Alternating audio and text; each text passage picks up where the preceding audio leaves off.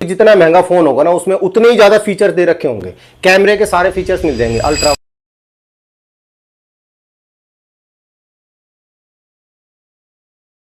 नमस्कार दोस्तों, मेरा नाम है बिट्टू और आप देख रहे हैं टेक्निकल बिट्टू फोन। पिछली वीडियो को प्यार देने के लिए बहुत बहुत शुक्रिया आप लोगों का। चलिए आज की वीडियो में है ना, मैं आपको अपने पर्सनल एक्सपीरियंस से बताता हूं किस कैटेगरी के बंदे के लिए कौन सा फोन सही रहेगा। मैं आपको आसान भाषा में करके बताता हूं। देखिए, सबसे पहले नंबर पे बात करेंगे मजदूर टाइप के लोगों के लिए, दूसरे नंबर पे बात करेंगे हम स्टूडेंट के लिए, उसके बाद बिजनेसमैन के लिए, उसके बाद प्रॉपर्टी डीलर के लिए। इन चारों के लिए मैंने एक अलग कैटेगरी छाट के रखी है, क्योंकि मैं मोबाइल रिपेयरिंग करता हूं। मेरे पास ये चारों बंदे आते हैं फोन ठीक कराने के लिए। इनको बेसिकली मोबाइल फोन के अंदर क्या चाहिए होता है, क्या जरूरत होती है इनके मोबाइल फोन में, उसके बारे में आज बात करते हैं ना। सबसे पहले मैं आपको बताता हूं मजदूर भाइयों के लिए, मजदूर भाई कितने तक का मोबाइल फोन आप लोगों को खरीदना चाहिए। सबसे पहले इसके बारे में बात करते हैं। 7,000 रुपए से लेकर 12,000 रुपए तक के बीच में आप अपने मोबाइल फोन को रखिएगा। अपना प्राइस 7 से 12,000 रुपए तक की रेंज में आपको क्यों बता रहा हूं। देखो, मजदूर भाई है ना, कई तरह के होते हैं। जो दुकान पे काम करते हैं उनको भी आप इसी कैटेगरी में ले लीजिए। जैसे कई दुकान पे हेल्पर के तौर पर बंदे काम करते हैं ना, उसे भी आप इसी कैटेगरी में ले लीजिए। उनके लिए भी इतने ही प्राइस तक का मोबाइल फोन खरीदना सही रहेगा, 7,000 रुपए से लेकर 12,000 रुपए तक।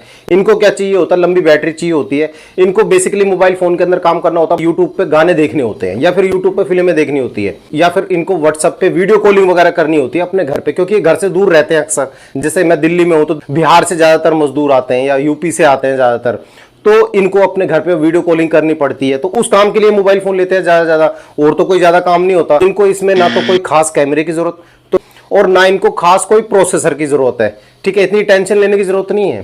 तो मेन चीज कॉलिंग तो इनको चाहिए ही होती है, ठीक है। इतने प्राइस रेंज तक का आप मोबाइल फोन अपने लिए पसंद करना आप लोगों के लिए बहुत है। दूसरे नंबर पे बात करते हैं स्टूडेंट के बारे में। स्टूडेंट को लेना चाहिए मोबाइल फोन एक 10,000 से लेकर 20,000 रुपए तक की रेंज में। देखिए, मेरे हिसाब से दो तरह के स्टूडेंट मान लीजिए। एक तो 12वीं क्लास तक के स्टूडेंट, उनको एक कैटेगरी में रखते हैं। एक कैटेगरी में रखते हैं हम कॉलेज वाले स्टूडेंट, ठीक है। इन दोनों के लिए अलग अलग मोबाइल फोन होंगे। 12वीं तक जो बच्चे पढ़ रहे होते हैं ना, इनको ऑनलाइन क्लासेस के लिए मोबाइल फोन ज्यादातर चाहिए होता है ना। इनको गेमिंग वगैरह से कोई मतलब नहीं होता, क्योंकि इनकी पढ़ाई थोड़ी सी हार्ड होती है, इनका दिमाग काफी बिजी रहता है पढ़ाई में, मतलब। तो 10 से 15,000 रुपए तक का ये फोन खरीदे, उससे ज्यादा का फोन नहीं खरीदना आपको। कोशिश करना एलसीडी वाला मोबाइल फोन अपने लिए लेना, जिसमें हाई ब्राइटनेस मोड ना हो। और उसके बाद कॉलेज वाले जो स्टूडेंट हो गए, उनके लिए 15 से 20,000 रुपए तक आप अपना प्राइस इस बीच में रखिएगा। फोन को खरीदते वक्त है ना, OIS कैमरे की कोई खास जरूरत नहीं होती है ना। आपको ब्लॉगिंग वगैरह थोड़ी करनी है, आपको तो एक जगह मोबाइल फोन को रख के पढ़ाई करनी है या आपको ऑनलाइन क्लासेस करनी है। तो आपको इतनी टेंशन लेने की जरूरत नहीं है कि आपको फोन के अंदर OIS कैमरा चाहिए ही चाहिए, ऐसा नहीं। और हैवी प्रोसेसर आपको चाहिए ही चाहिए, ऐसा नहीं है। और ऐसा भी नहीं है कि आपको एमोलेड डिस्प्ले ही चाहिए मोबाइल फोन के अंदर। कई क्रिएटर की है ना माइंडसेट स्ट्रेटेजी बताता हूं आपको। आप अपने किसी बड़े क्रिएटर से पूछो कि भाई मैं है ना स्टूडेंट हूं, मुझे मोबाइल फोन चाहिए, मुझे LCD वाला लेना है या एमोलेड वाला, तो वो कहेगा भाई एमोलेड डिस्प्ले वाला फोन ले। दूसरा क्वेश्चन पूछना कि क्या मुझे मोबाइल फोन खरीदना चाहिए या फिर मुझे टैबलेट खरीदना चाहिए, तो फिर वो कहेगा टैबलेट। तो अब मुझे यही बताओ कि 20,000 रुपए की रेंज में कौन सी एमोलेड डिस्प्ले वाला टैबलेट मार्केट में आ रहा है। LCD वाले ही तो आते हैं सारे। तो ये चीज घुमाने वाली बातें हो जाती हैं। तो मैं आपको जो क्लियर है मैं वो बताया। तो मेरे पास स्टूडेंट आते रहते हैं रिपेयरिंग के लिए। इनके लिए अगर मैं प्रोसेसर की बात करूं तो MediaTek Dimensity 7000 प्लस आपके लिए इतना बहुत है 20,000 रुपए तक की रेंज में। 6 GB रैम कम से कम ले लेना और 128 GB स्टोरेज आप बिंदास ले सकते। इसके बाद बात करते हैं जॉब करने वाले बंदे, जिनकी सैलरी 40-50 हजार रुपए है ना, उनके लिए बता रहा हूं 20 से 25,000 रुपए तक का मोबाइल फोन आप परचेज कर सकते हैं। जैसे iQOO Neo 10R हो गया, या फिर नथिंग का फोन हो गया, नथिंग फोन 3A हो गया, फिर नथिंग फोन 2A प्लस हो गया। ऐसे मोबाइल फोन जिनमें ऐड ना आती हो, जिनमें ब्लोटवेयर बहुत कम दे रखे हो, UI क्लीन हो, ऐसे मोबाइल फोन अपने लिए आप पसंद करना, ठीक है। 20 से 25,000 रुपए की रेंज रखना, इससे ज्यादा मत रखना अगर आपकी सैलरी 40-50 हजार रुपए है। और आप अपने मोबाइल फोन में कम से कम 5,000 mAh से ऊपर ही बैटरी देखना, क्योंकि जॉब करने वाले बंदे बार बार चार्ज नहीं कर सकते, बार बार चार्ज नहीं लगा सकते हर जगह। कोई फील्ड में किसी को भेज दिया जाता है, जॉब कई तरह की होती है ना। मेरा ख्याल है आप इस बात को एडजस्ट कर लोगे, ठीक है। 5,000 mAh से ऊपर ही बैटरी देखना। उसके बाद बात करते हैं बिजनेसमैन की। खुद का बिजनेस है ना कुछ, जैसे कोई शॉप चला रहा है, कोई हार्डवेयर की शॉप चला रहा है, या मतलब बिजनेसमैन जो गल्ले पे बैठा है एक तरह से, है ना। उसके लिए मोबाइल फोन कितने तक का सही रहेगा, उसके लिए 25 से 40,000 रुपए के बीच में आप बिंदास फोन ले सकते हो। उसमें है ना आपको जरूरत पड़ सकती है एक तो गेमिंग की भी, क्योंकि अक्सर गल्ले पे बैठे हुए बंदे हैं ना गेमिंग खेलते मिलेंगे आपको आज के टाइम पे ना, क्योंकि काम नहीं होता तो बंदे गेमिंग कर रहे होते। उस टाइम पे अगर फोन गर्म हो या फिर कोई लैग मारे या कोई प्रॉब्लम आए तो फिर बंदा सोचता है कि यार मैंने खराब चीज खरीद ली। और भी बहुत सारी चीजें उसमें मल्टीटास्किंग भी होती है, बिजनेस के लिए कोटेशन वगैरह भेजनी पड़ती है कहीं की दूसरी कंपनी को दूसरी जगह। तो इस हिसाब से ना 25 से 40 हजार के बीच में अपने लिए मोबाइल फोन रखना। जैसे सैमसंग का S24 FE हो गया, फिर OnePlus के फोन हो गए।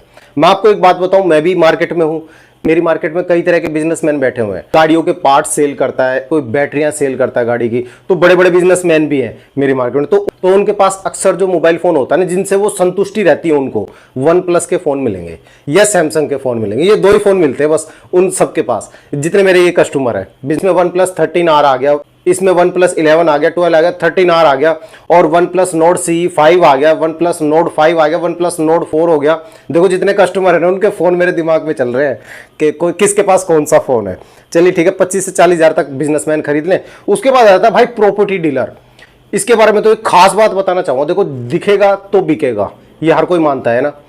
जब बंदे के हाथ में फोन दिखता है ना, फोल्ड फोन, तो वो जब प्रॉपर्टी दिखाएगा तो दूसरे बंदे का भी ट्रस्ट बनता है कि हाँ यार ये बंदा जेन्युइन है।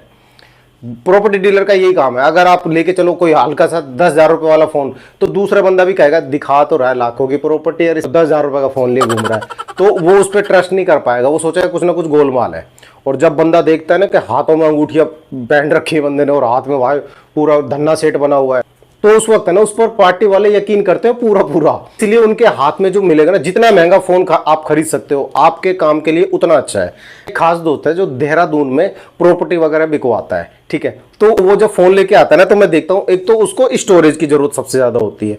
512 GB से कम मत लेना। प्रॉपर्टी डीलर कोई भाई अगर मेरी वीडियो देख रहा है तो 512 GB से कम मत लेना, क्योंकि आप लोगों को प्रॉपर्टी की वीडियोस बनानी होती है ना, और जूम आउट जूम इन करके दिखाना होता है। इस एरिया में आप प्रॉपर्टी दिखा रहे हो, यहां से कितनी दूर क्या पड़ेगा, तो वो चीजें आपको नजरअंदाज नहीं करनी चाहिए, है ना। आपको चाहिए एक बेहतर कैमरा, बढ़िया से बढ़िया।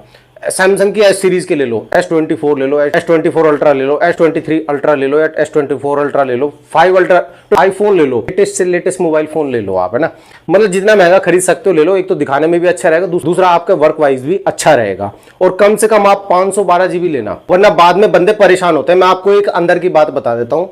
जो हमारी मोबाइल की बड़ी मार्केट होती है ना, यहाँ पे अक्सर स्टोरेज बढ़वाने के लिए आते हैं बंदे, जिसके फोन में 256 GB है, वो 512 GB की स्टोरेज लगवाने के लिए आता है। अक्सर आईफोन में वो बंदा लगवाने आता है जो प्रॉपर्टी डीलर होता है, उसको जरूरत पड़ती है। पहले तो वो गलती कर देता है, पहले तो खरीद लेता है 256 GB, मगर बाद में उसे ध्यान आता है यार ये तो स्टोरेज फुल होगी जल्दी से, फिर क्या करूं, तो उसके बाद वो 512 GB स्टोरेज चेंज करा, तो उसी में भाई साहब खर्चा बहुत तगड़ा लग जाता फिर। तो इसीलिए आप कोशिश कीजिएगा, अगर आप धन्ना सेट है तो आप महंगे से महंगा मोबाइल फोन अपने लिए परचेज करना, ठीक है। जितना महंगा फोन होगा ना, उसमें उतने ही ज्यादा फीचर्स दे रखे होंगे।